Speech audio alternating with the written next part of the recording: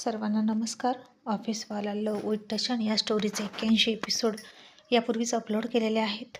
कृपया ते सगळे एपिसोड ऐकण्यासाठी आपल्या चॅनलला भेट द्यावी. मधू संग्रामच्या घरी त्याची गर्लफ्रेंड म्हणून गेली होती आणि तिचा इतका ब्युटिफुल लुक बघून सगळ्यांपेक्षा जास्त संग्राम चकित झाला होता. कारण रोजची मधू अशी राहत नाही. आणि मग मधू नयनाच्या समोर खूप ॲटिट्यूडमध्ये बसली आणि संग्रामच्या मम्मीने विचारलं की तुम्ही दोघे कुठे भेटलात. दोघांचंही उत्तर वेगळं वेगळं आलं आणि नयनाला मधूवर संशय आला. ही मुलगी नक्कीच खोटं बोलते आणि संग्रामसुद्धा खोटं बोलतोय असं तिला वाटलं. संग्रामच्या चेहऱ्यावरची भीती स्पष्ट सांगत होती की दाल में कुछ काला आहे. आणि नयना म्हणाली, तुम्ही दोघेही गर्लफ्रेंड बॉयफ्रेंड असल्याचं नाटक तर करत नाही ना. तसं संग्राम फार घाबरला आणि न न ना ना करायला लागला. तसं मधूनं आता त्याच्या हातावर हात ठेवला आणि तो हात घट्ट दाबला आणि म्हणाली, संग्राम, अरे इतका काय लाजतोस? मला माहीत आहे तुझा स्वभाव खूप लाजळा आहे आणि म्हणून तू संकोच करतोस का आपल्याबद्दल सांगायला. आणि म्हणून मी बोलते, हां, तू अजिबात बोलू नकोस. असं म्हणून मधून हळूच त्याला तिरकं वळून बघितलं. तसे तिचे केस तिच्या डोळ्यावर आले आणि त्या डोळ्यांच्या आडूनच कुणालाही दिसू न देता मधूनं त्याला डोळा मारला आणि त्याचा हात घट्ट दाबला.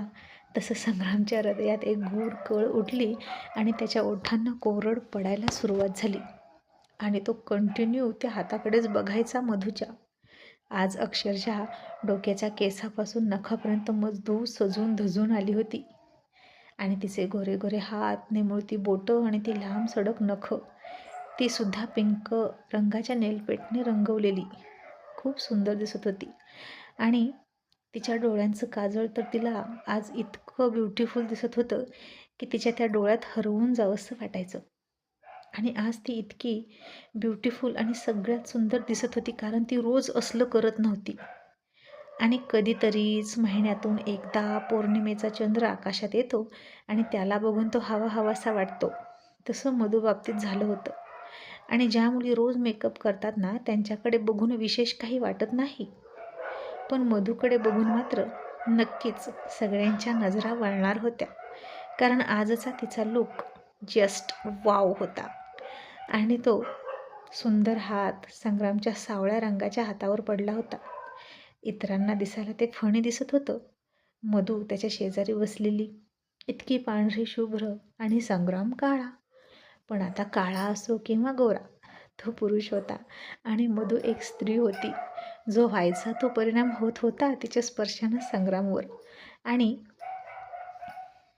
तिच्या स्पर्शानं तो घायाळ व्हायला लागला होता.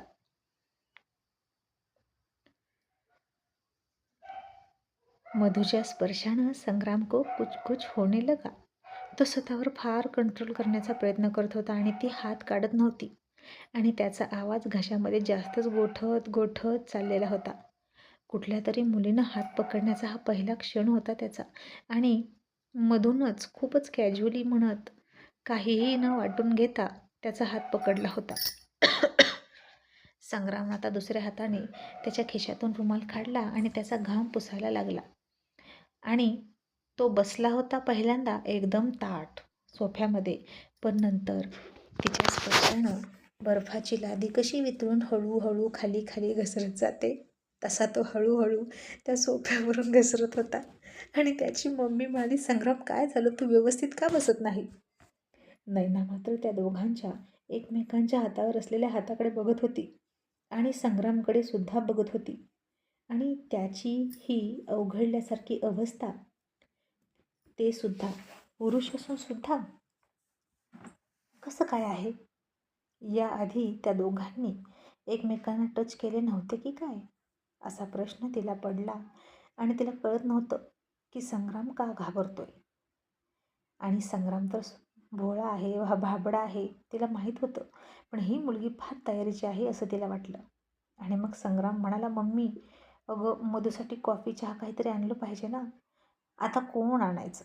घरात नोकर नव्हता आणि मम्मी आणि संग्रामच काम करायचे. आता मम्मी उठे ना. घरात संग्राम असल्यावर ती उठणार नव्हतीच. आणि संग्रामने आता तिच्या हाताखालून हात काढून घेत बहाणा करत तिला म्हणाला, मधू, मी तुझ्यासाठी कॉफी आणतो हां, बी कम्फर्टेबल, आलोच, असं म्हणून गेला. आणि मधून आता त्या हॉलवरून नजर फिरवली. जास्त काही म्हणावं इतकं पॉश घर नव्हतं ते. फर्निचरसुद्धा खूप साधं होतं आणि थोडंसंच होतं. आणि जी काही आलिशान रूम असणार होती ती नयनाची होती. तिनं बनवून घेतली होती. आणि संग्राम आता तिकडे गेला आणि आडमोरी जाऊन संग्रामनं डोक्यावर हात मारला आणि जोरात 3-4 वेळा श्वास घेतला आणि म्हणाला, कंट्रोल संग्राम, कंट्रोल. ती इथे तुझी मदत करायला आली आहे आणि तू इतका का घाबरतोस? यार, प्रॅक्टिस करायला हवी होती या सगळ्याची. आणि प्रश्नांची उत्तरसुद्धा देताना सावध राहिलं पाहिजे, नाहीतर माझ्या घरचे मधूचा खूप अपमान करतील आणि हे मला सहन होणार नाही. बिचारी किती काय काय करते माझ्यासाठी. पण खरंच आज मधू खूप ब्युटिफुल दिसते असं म्हणायला हरकत नाही. आणि आता संग्रामच्या मम्मीनं हाक मारली आणि म्हणाली, संग्राम, सगळ्यांसाठी कॉफी कर. आणि संग्राम मुलीसारखा ओरडून म्हणाला, हो मम्मी. आणि त्याची ही अवस्था मधूला तिच्यासमोर बघून नाही आवडलं. नैना मात्र तोऱ्यातच मधूकडे बघत होती आणि आता तिचा बॉयफ्रेंड या घरात नोकरसारखा वागतोय हे बघून तिला काय वाटत असेल ते बघत होती.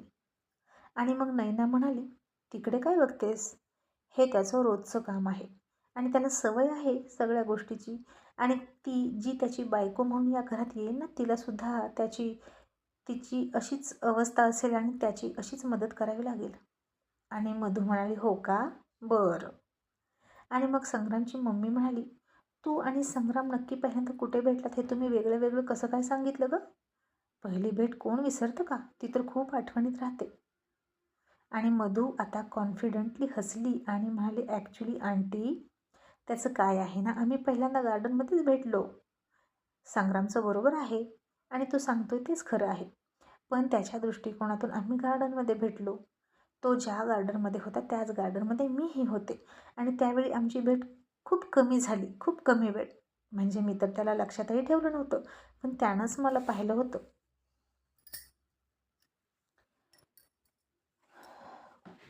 आणि मग नंतर माझ्या सिस्टरच्या ऑफिसमध्ये जिथे आता तो काम करतो ना, तिथं आमची दुसरी भेट झाली आणि तेव्हा त्यानंच मला ओळखलं.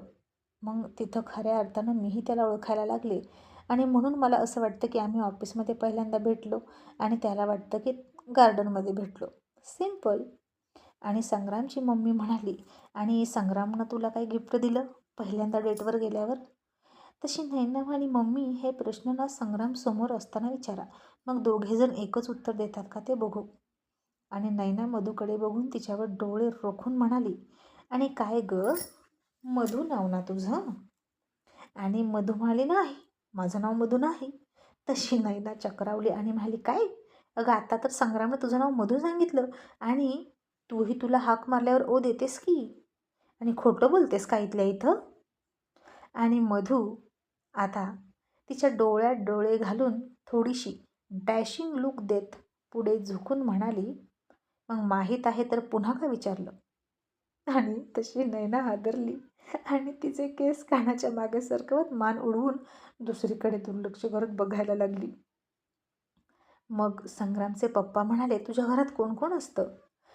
आणि मधू म्हणाली, माझी मम्मी, माझे डॅड, अंकल आहेत, आंटी आहे, 2 सिस्टर आणि एक ब्रदरसुद्धा आहे. आणि जितेंद्र म्हणाला, आणि तुझे डॅड काय करतात? मधू म्हणाले, ते एका कंपनीत मॅनेजर आहेत. आणि संग्रामची मम्मी म्हणाली, आणि तुझे अंकल काय करतात? मधू म्हणाली, त्यांची स्वतःची कंपनी आहे आणि त्याच कंपनीत माझे डॅड मॅनेजर आहेत. आणि नयना म्हणाली, अशी कोणती कंपनी आहे गं? असं वाटते की तुझ्या डॅडना सॅलरी खूप जास्त मिळते आणि आत्ताच्या आलिशान कारमधून उतरलीस ती तुझी स्वतःची आहे का? मधू म्हणाली, हो.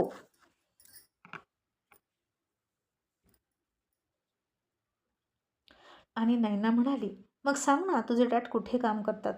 आणि मधू म्हणाली, तुम्हाला माझ्याशी देणं घेणं आहे की माझ्या डॅडशी? आणि संग्राम माझ्याशी लग्न करणार आहे, माझ्या फॅमिलीसोबत नाही. आणि त्याची मम्मी म्हणाली, तरीही कुठे जॉब करतात तुझे वडील? आणि मधू म्हणाली, नको, मी नाही सांगणार, कारण तुमचा विश्वास बसणार नाही आणि उगीचच तुम्हाला शॉक लागेल. आणि नैना म्हणाली, खोटं, हे सुद्धा खोटं. मधू म्हणाली, म्हणून तर मी सांगत नाही. सगळं तुम्हाला खोटंच वाटणार आणि माझा वेळ वाया घालवायचा नाहीच मला. इतक्यात संग्राम कॉफी घेऊन आला आणि मधू उठली, त्याच्या हातातून कॉफीचा ट्रे घेतला आणि त्याला म्हणाली, आता तू खाली बस. संग्राम म्हणाला, अगं राहू दे, मी देतो ना सगळ्यांना. मधू म्हणाली, का? तू सुद्धा या घरचा मुलगा आहे, पुरुष आहेस. तू सुद्धा इतरांसारखं रुबाबात बसायचं. बघ सगळे कसे रुबाबात बसलेस. असं म्हणून मधूने सगळ्यांकडे बघितलं आणि स्पेशली नयनाकडे बघितलं आणि नयनानं पुन्हा तोऱ्यात मान उडवली. आणि मग संग्राम बसला आणि त्याची मम्मी म्हणाली, हे बघ मधू, त्याला सवय आहे या सगळ्या कामाची, तू उगीचच त्याला काहीतरी शिकवू नकोस. आणि नयना हसून म्हणाली, नाहीतर काय, आणि आज घरात नाही आली तोपर्यंत कशी बोलते बघा. आणि मधू म्हणाली, तेच ना आंटी, आपण जशी सवय लावतो तसंच समोरच्याला सवय लागते. तुम्ही संग्रामला या घरामध्ये नोकरासारखं राहायची सवय लावली आणि त्यालाही ती सवय लागली. पण आता मी पहिल्यांदा या घरात आले आणि त्याला या घरात नोकर नाही तर मालकासारखा वागण्याची सवय लावते. आणि त्यालाही ती सवय लागेल की हळूहळू. आणि आत्ताची ही सवय सुटेल. तशी आता त्याची मम्मी गप्प बसली. आणि मग मधूने आधी संग्रामच्या मम्मी पप्पाला कॉफी दिली, मग संग्रामला दिली. आणि नैना आता कॉफी घ्यायला जाणार इतक्यात मधूनं स्वतःची कॉफी घेतली आणि तिच्या कॉफीच्या कपसह तो ट्रे नैनापासून दूर स्वतःच्या बाजूला ठेवला. नैनाच्या हातात कॉफी दिली नाही, टेबलवर ठेवली. आणि नैनाला राग आला आणि ती डिस्कस्टिंग असं म्हणून तिथून पाय आपटत निघून गेली. आणि मधूने कॉफी घेत घेत गरागरा डोळे फिरवले आणि संग्रामकडे बघितलं आणि संग्राम गालात हसला. मग आता मधू जायला निघाली आणि संग्रामला म्हणाली, संग्राम, आता तू माझ्या मम्मी डॅडीला भेटायला कधी येशील? मग आपण लग्न करू. तसं संग्राम काही बोलण्या अगोदरच त्याची मम्मी म्हणाली, आम्ही ना तुला कळवतो हां कधी यायचं ते, आणि तू आम्हाला पसंत आहे की नाही तेही सांगतो. आणि मधू हसली आणि म्हणाली, एक्सक्यूज मी, तुम्ही काय याल आमच्या घरी? मी फक्त संग्रामला बोलवलं, माझं लग्न त्याच्याशी होणार आहे, तुम्ही याच्यामध्ये काय येत आहे? तसे संग्रामचे मम्मी पप्पा चक्रावले आणि मम्मी म्हणाली, मुली असं काय बोलतेस तू? आम्ही त्याचे मम्मी पप्पा आहे आणि आम्हीच बघणार ना त्याच्यासाठी मुलगी. आणि मधू म्हणाली, सॉरी अंकल, सॉरी आंटी, हेच वागणं मला आवडत नाही. तुम्हाला 2 मुलं आहेत, मग थोरल्या मुलाला एक न्याय, छोट्या मुलाला एक न्याय असं का? तुमचा थोरला मुलगा जितकं पण कमावतो ते तुम्हाला देत पण नाही, उलट सगळं बायकोवर खर्च करतो. त्याची बायको त्याच्यावर हक्क गाजवते, तुम्हाला त्याच्यावर हक्क गाजवू देत नाही.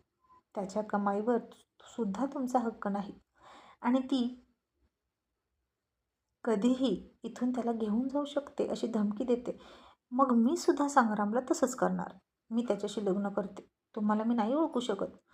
फक्त संग्राम माझा नवरा असेल आणि मला तोच फक्त बास. इतरांशी मला काहीही देणं घेणं नाही मम्मी. आणि लग्नानंतर त्याच्या सॅलरीवर सुद्धा माझाच हक्क असेल, जसा तुमच्या थोरल्या सुनेचा आहे तसा.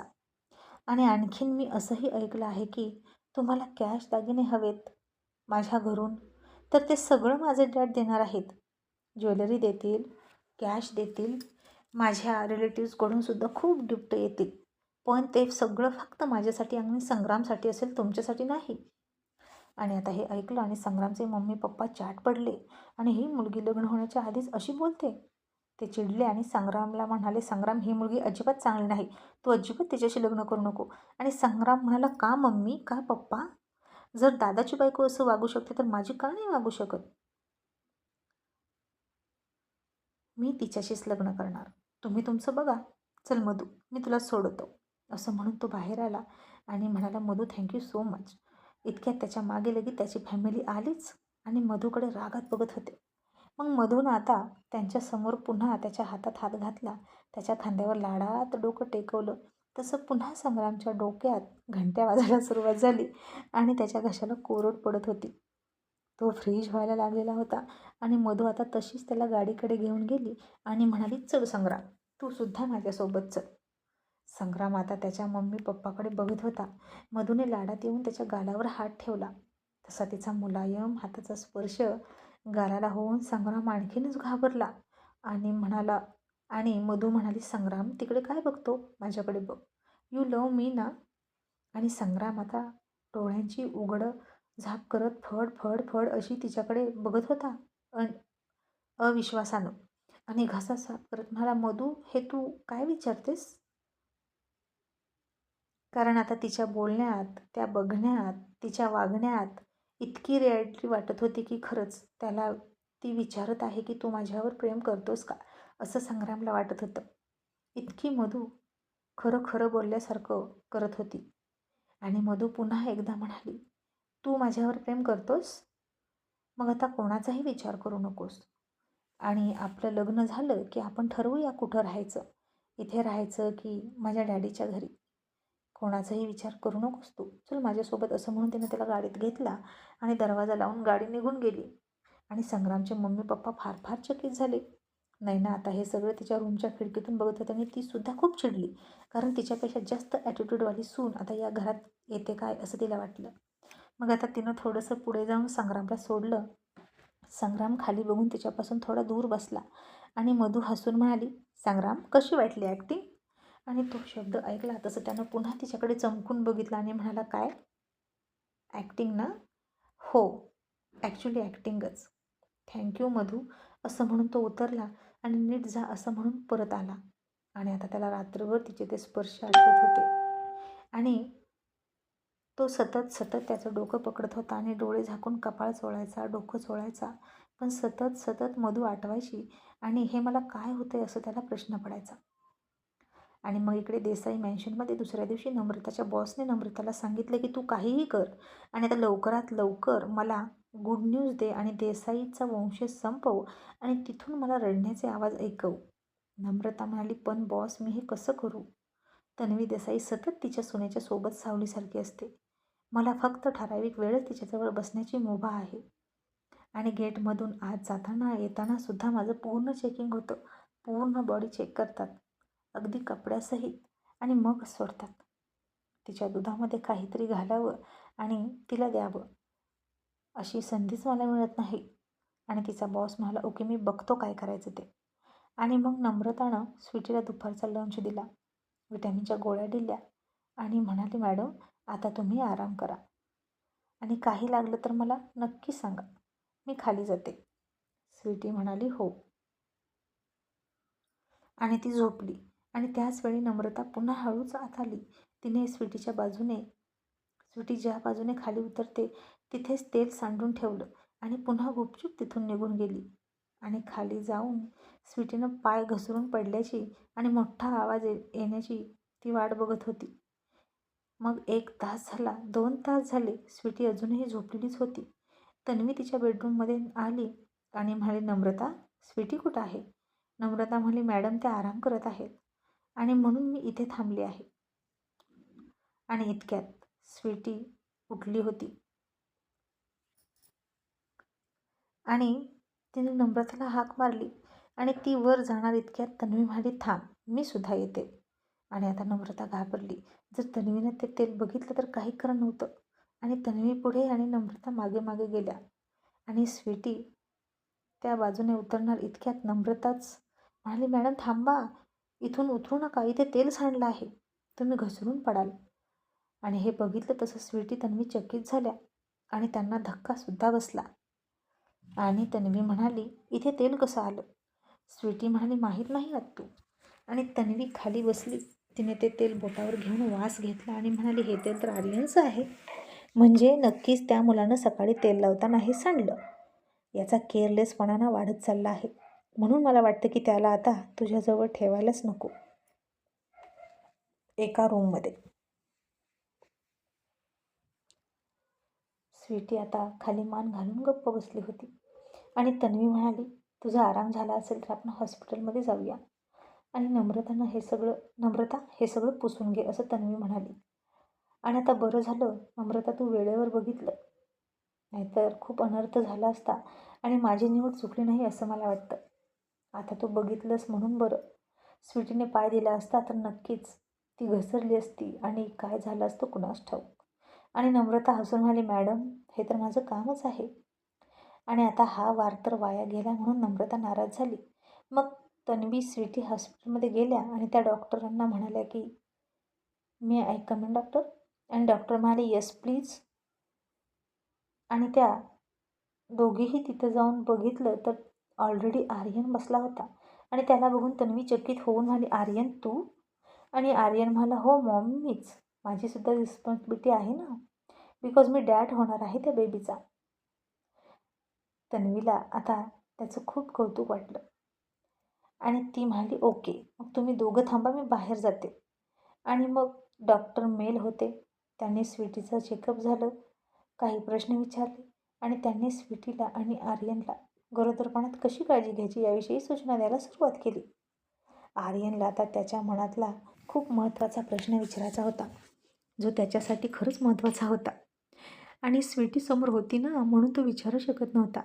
मग आर्यनने स्वीटीला चेहरा दिसू न देता डॉक्टरांना हळूच विचारलं, कितने महिने तक? आणि डॉक्टरसुद्धा हळूच म्हणाले, 7 महिने तक. आणि आर्यनने त्याला थंब करून अंगठा दाखवला आणि स्वीटीला काहीच कळलं नाही की त्यानं काय विचारलं. आणि ती म्हणाली, आर्यन तू काय विचारलं? आणि आर्यन म्हणाला, ज्यासाठी आलो होतो ते विचारलं बेबी. गुड न्यूज आहे, चल ना घरी सांगतो. आणि गालात हसायला लागला.